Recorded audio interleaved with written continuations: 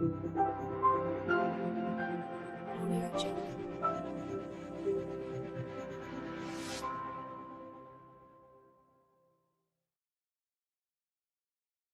guys, welcome to an episode of Tenplus.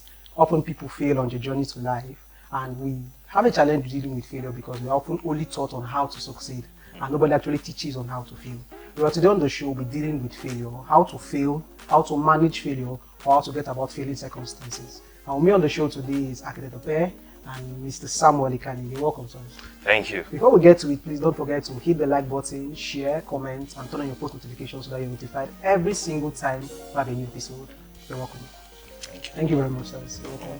It's feeling spiritual. I'm sure you've heard of that thing. It says your village people. Yeah. It's feeling spiritual. I think everything is spiritual.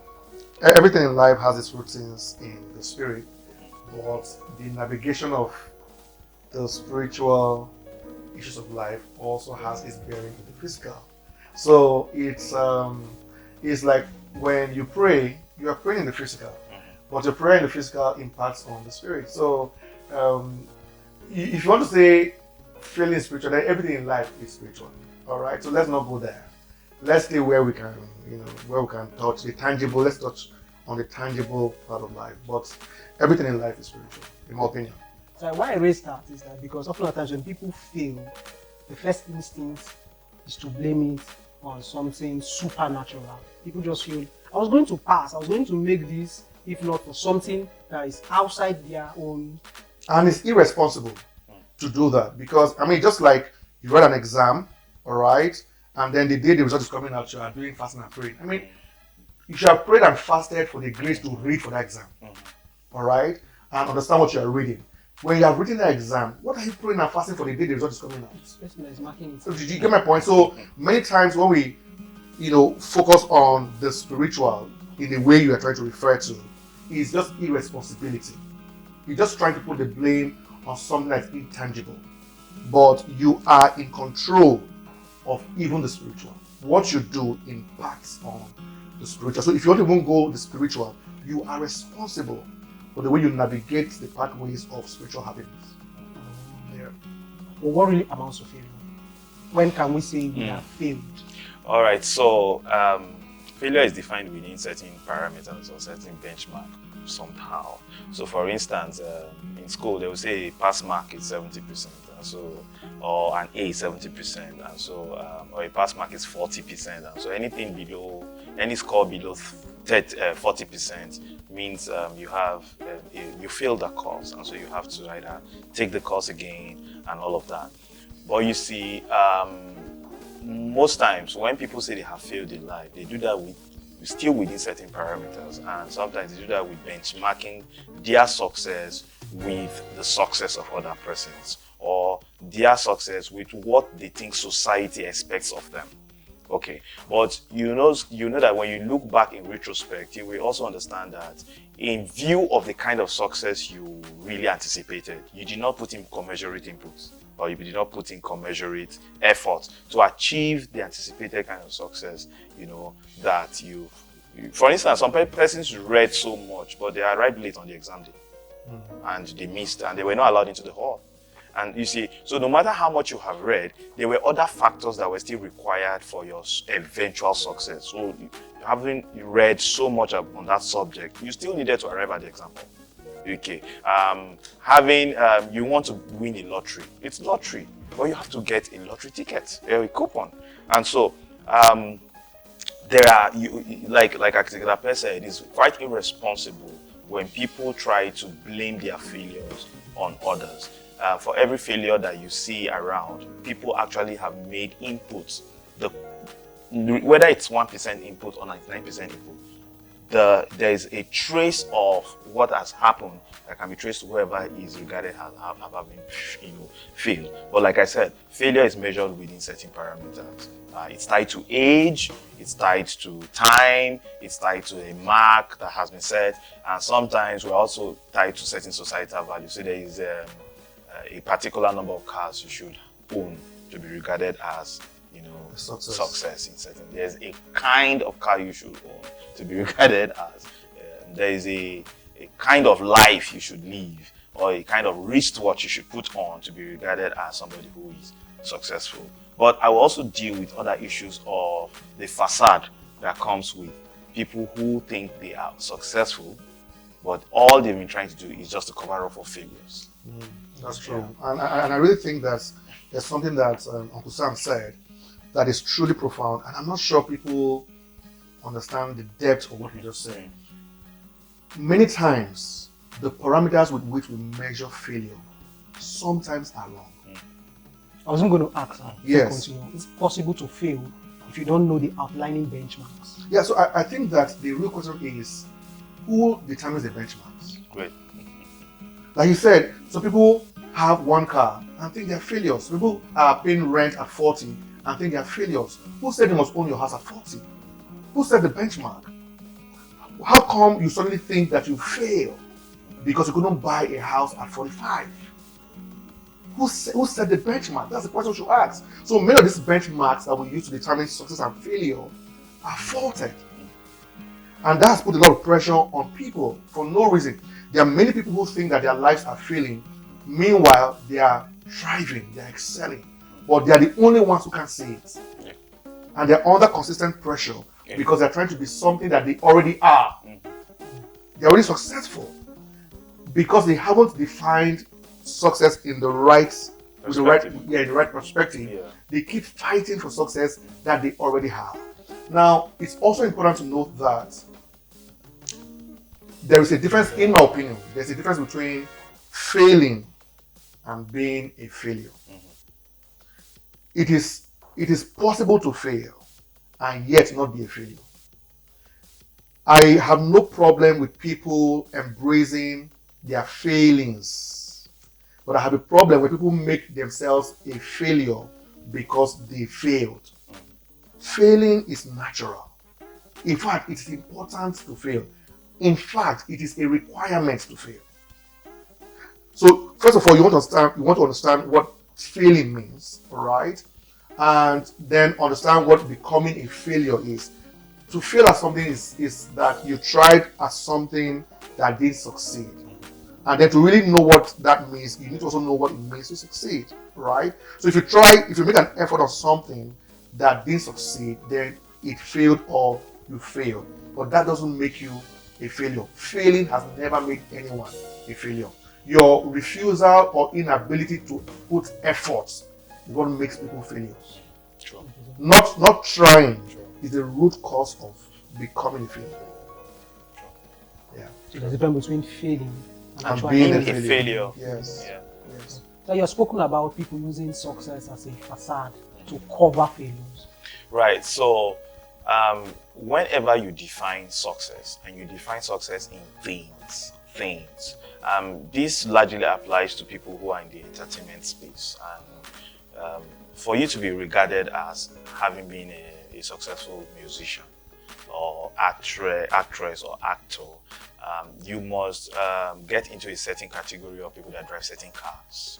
And you see, you put yourself under a lot of pressure, and so you have to maybe take a loan, or you have to maybe swindle money out of people's pocket just to provide yourself certain things that you think that people respond to as success, which is true anyway. But you see, those things are very temporal and they are very ephemeral. And in life, we have lived old enough to know that people who live fake lifestyles will always be, it will always be revealed that they have lived a fake life all the while. So what people do is that they bank on things, and when I mean things, I mean physical things you can touch, things you can feel, things you can appreciate. It could be in a toy, it could be in a jewelry, it could be in a particular category of lifestyle. You want to be regarded as people who spend their holiday in Dubai, but you are doing that at the expense of a bank loan.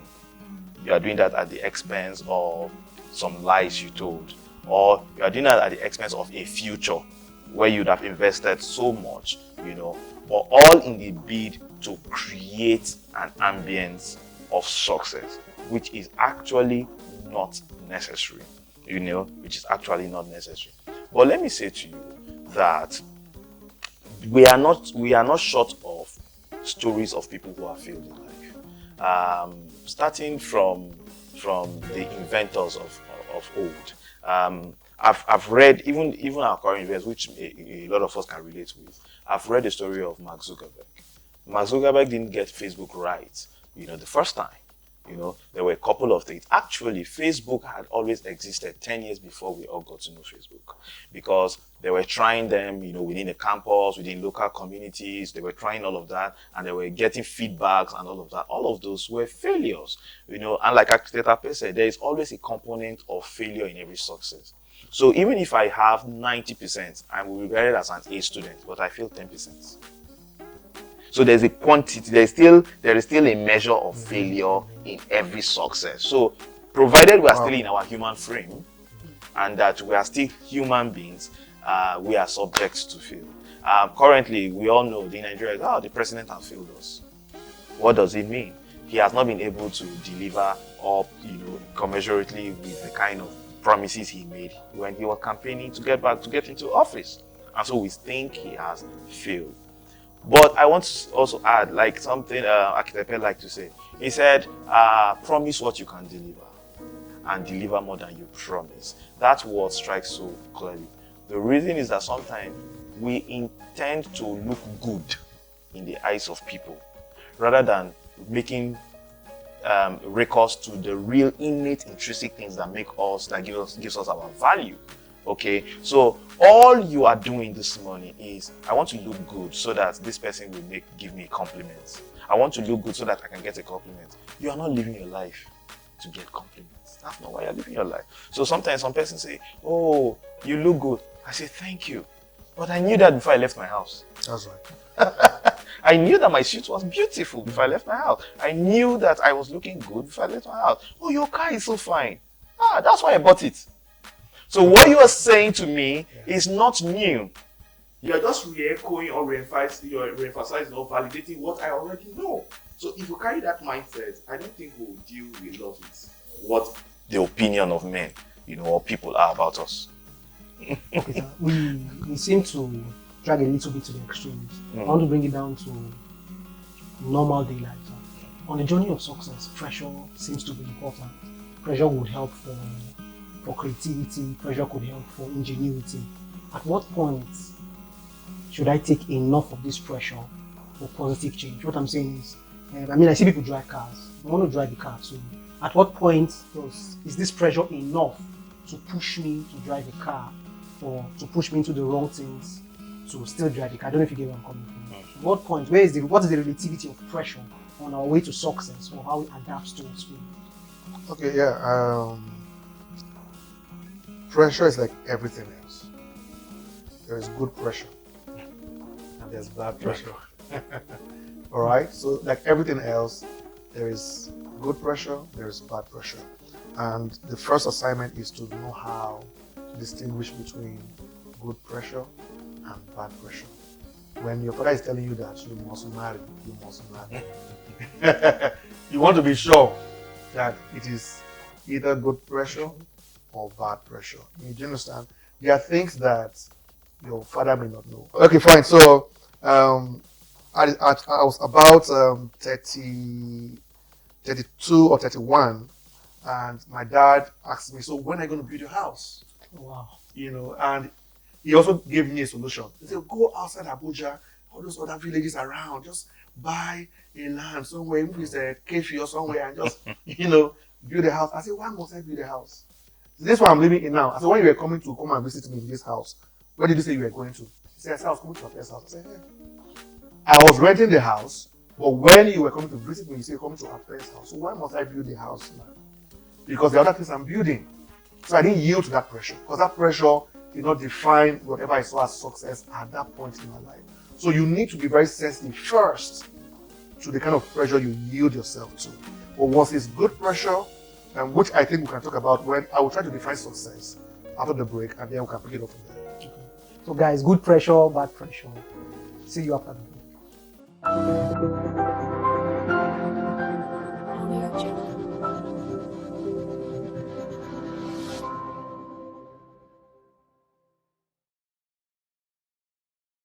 Welcome back, guys. We're talking about dealing with failure, and we had defined pressure.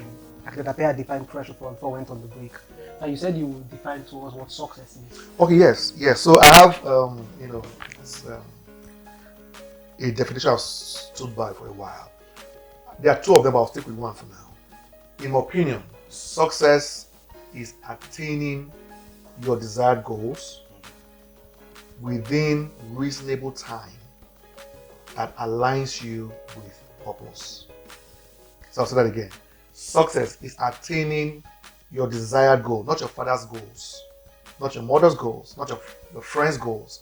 You attaining So success is personal. yes, you attaining your desired goals within a reasonable time that aligns you with purpose. So you can attain your friend's desired goals within a reasonable time, but it's not success because it's not your goal. So you need to build goals for yourself and then attain them within a reasonable time. So now speaking of good pressure must come within the framework of reasonable time. Sure. Because sometimes I'm not reasonable. If you buy a car at 75, don't talk about it. Because that goal was attained within an unreasonable time. Alright? It's a goal you attained, but don't talk about it because the time was not reasonable. Number two element there is it must align you with purpose. So whatever pressure you are feeling, test it with purpose. Make sure that it passes the acid test of purpose and the acid test of reasonable time. The other definition is also making progress. And progress is, you said it one time in one of our meetings, progress is making progress with the right speed. That's how I define it. Making progress at the right speed. So progress is not just movement. Direction. It's movement with direction. So you are moving, you can be moving and yet you're not making progress. Sure. So to make progress, you need to move, but that you are moving does not mean you're making progress. And then the speed must be right because there's speed for every assignment. Alright? If you drive too slow on a highway, you are putting your life at risk. If you drive too fast on a small lane within a street, you also put your life at risk. So there's a speed that's ideal for a small street. There's a speed that's ideal on the highway. So you've got to understand progress, speed, purpose, and right timing. Yeah, just to touch on that also is that a lot of the time we define success within the ambit of financial success. I've seen a lot of successful people who are financially successful, but they have failed as fathers, they have failed as mothers, they have failed as husbands, and so when success remains within the ambit of financial success, we're going to lose, a texture. We're going to lose a whole lot around what success should be in the entire scheme of things. Actually, for every expression you have in your life, you ought to be successful at all of them. Because I think it was Apeh also told us that we're not made for one thing, we're made for many things. Also, that's why you see very notable celebrities going to jail. You've heard of R. Kelly, you've heard of Bill Cosby, you've heard of many of them, O.J. Simpson, you've heard of so many. Shortly before Michael Jackson died, you heard of Michael Jackson. Look at the whole life of Maradona, for instance, who almost became a demigod. But look at how he ended his later, in his later part of life. They were successful at many things, but they were failure at others. They were failure at lifestyle. They were failure at family. Some of them had divorce cases. You hear of people who were abusing children. You hear of some of these celebrities who were found guilty, molesting women. So they were successful in the eyes of media financially. They made a lot of money, but they are failures. Some of them are, if you remember Strauss-Kahn. Strauss-Kahn was a former IMF boss who almost molested a woman who came into his hotel room to clean up the place. And today he's spending his life in jail. Highly successful economist, got to the top of his career, but he's in jail. From when he was put in jail for 150 years. The guy who wanted to bomb the aircraft, the Nigerian young man, who was in his early 20s when he went to prison. He's going to be there till he's 100 years old. He came from a successful family, but he's in prison. So, we must have to put ourselves within the context of everything our life expresses to define success. So we're not just going to define success of one thing of any other thing. So there must be a reasonable, achievement. There must be a reasonable progress we are making in every expression of life where we find ourselves. If you're a church member, you need to be a successful church member. If you're a father, you need to be a successful father. You need to be a successful husband. You also need to be a successful civil servant or a successful architect or whatever it is. You have to be successful. It is not just money. It's not bank accounts that make success. Yeah. That's profound. And I know that when we had our 10 class and we're talking about growth, one of the things that I shared there was that any part of you that is not growing is a threat to every part of you. So I'll say that again.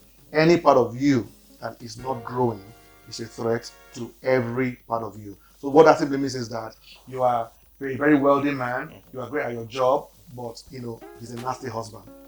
That element of his life can put every other thing at risk, all right? Or you are a great husband, you're a great wife, you're a great mother, but terrible at the job.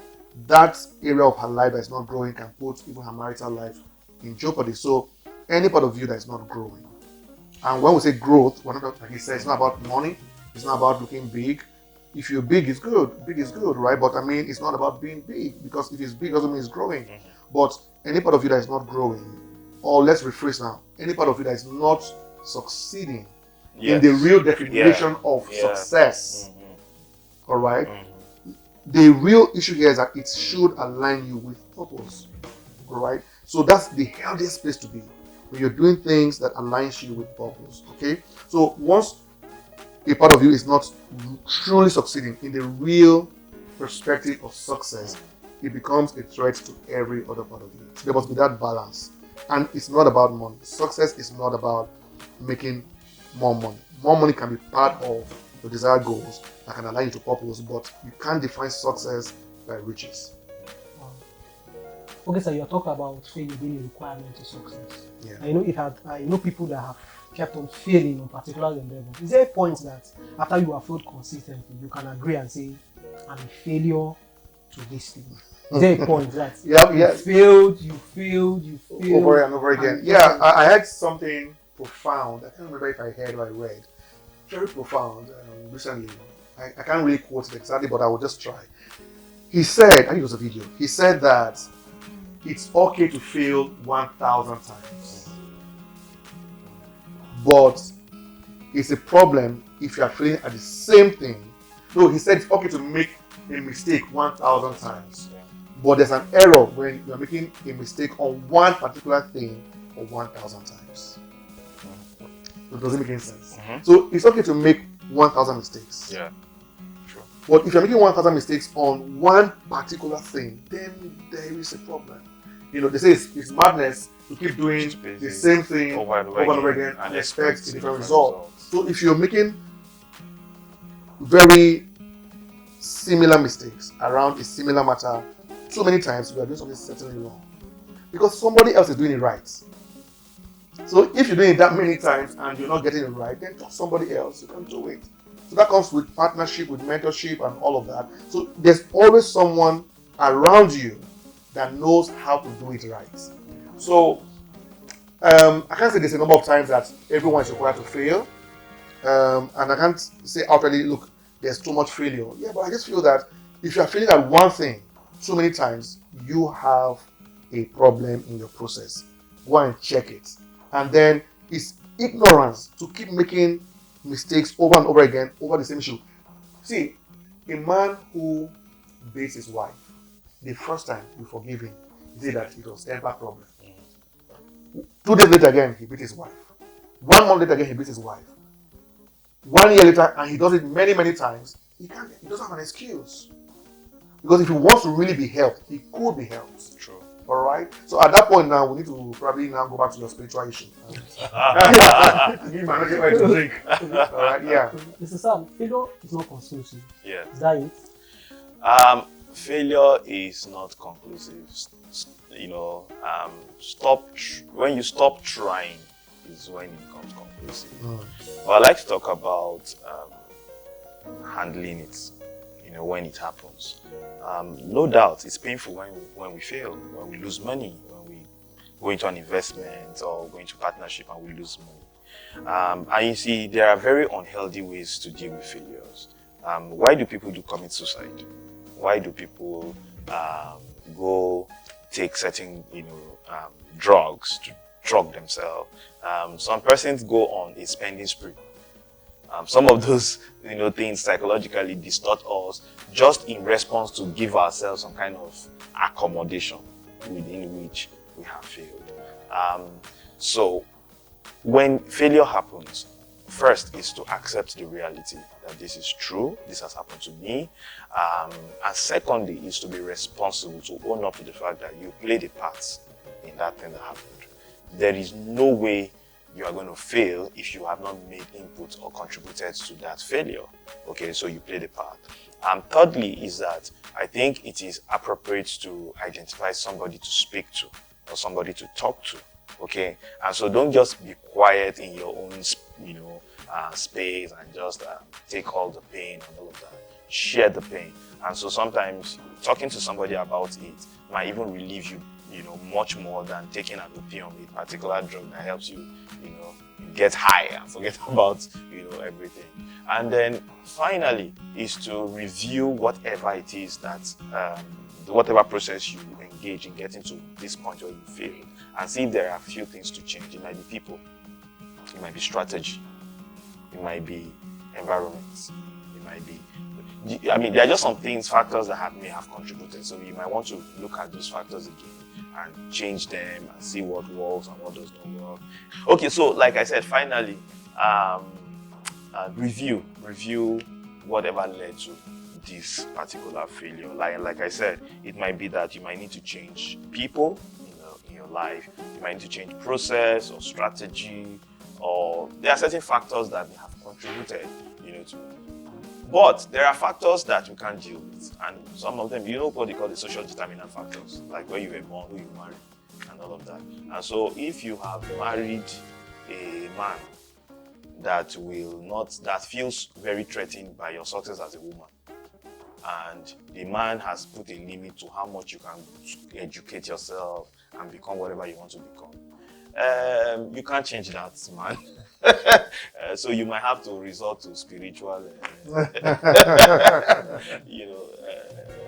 solution to it, because godly spiritual solutions. Godly spiritual solution to it, because there are certain women that should be more than what they are today, but because they married a particular person who feels threatened by their success or feels threatened by what they do, they try to put a limit on what they do. And today they are a shadow of themselves.